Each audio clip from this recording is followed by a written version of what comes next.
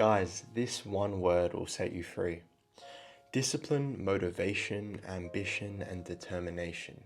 Sure, all of these words are important to remember and practice in our daily lives. However, each of them are obsolete and play no part in our long term happiness if we do not practice and remind ourselves of the most fundamental and life changing word in the English dictionary. This word is gratitude.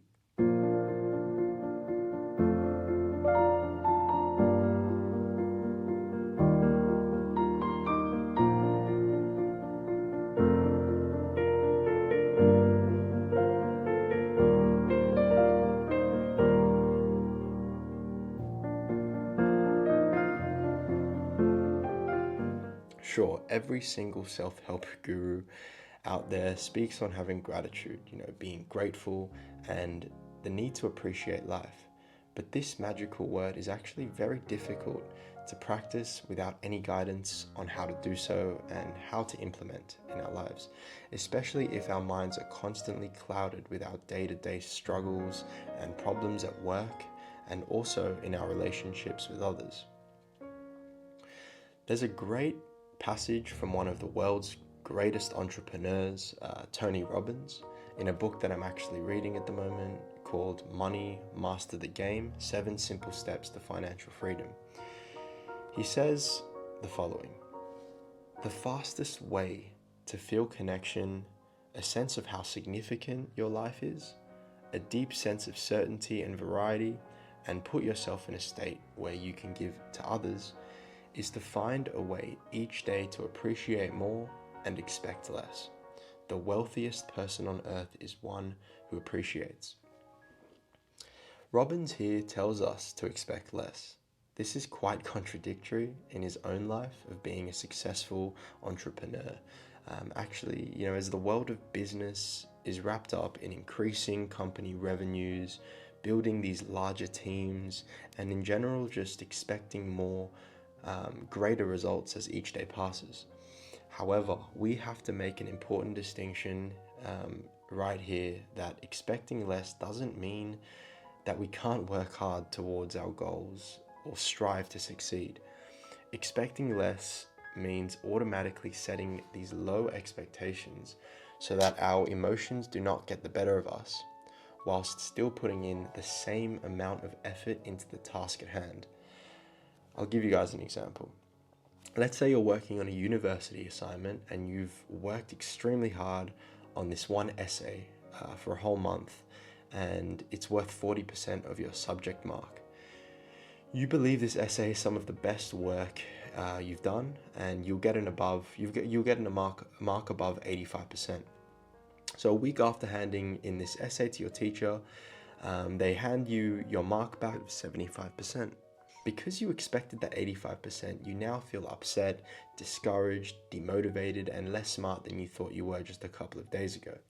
We can prevent these emotions from affecting our mood if all we do is set a lower expectation and appreciate that we are even blessed with such an opportunity to study at a prestige university in a first world country, as there are billions of people in the world who do not have access to such helpful resources.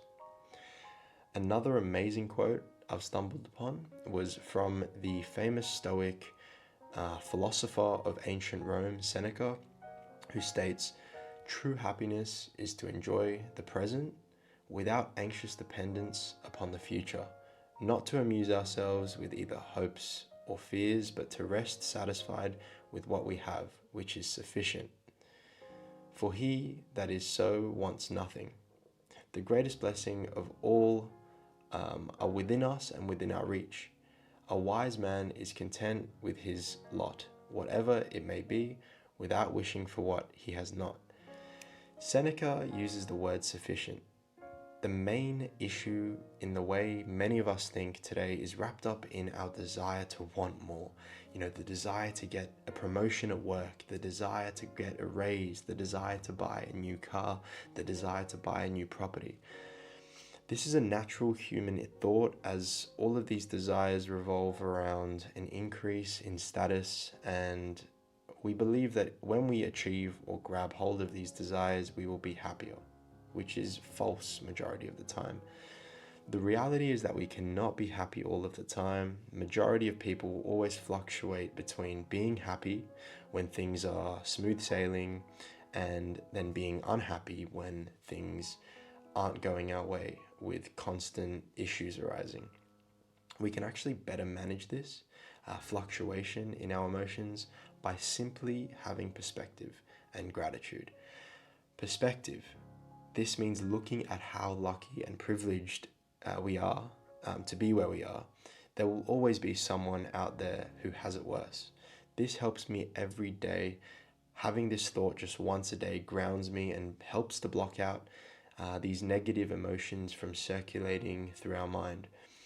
Being grateful for what we have right in this present moment, as opposed to thinking about what we had in the past or what we may have in the future, is a far healthier mindset as we are able to practice gratitude.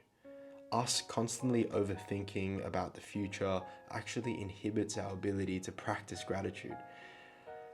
So the takeaway from this video that I want you guys to reflect on is that practicing gratitude is only possible if we limit our overthinking, and we're actually able to do this through certain methods like journaling and writing down our thoughts to reduce that clouding and clutter, these thousands of thoughts we have in our minds. And with this, we must also remind ourselves every day to utilize the powerful tool of perspective, realizing that we take numerous things for granted that others will never, ever be able to possess in their entire lifetime. That is how gratitude is formed and built up over time. Thank you for watching.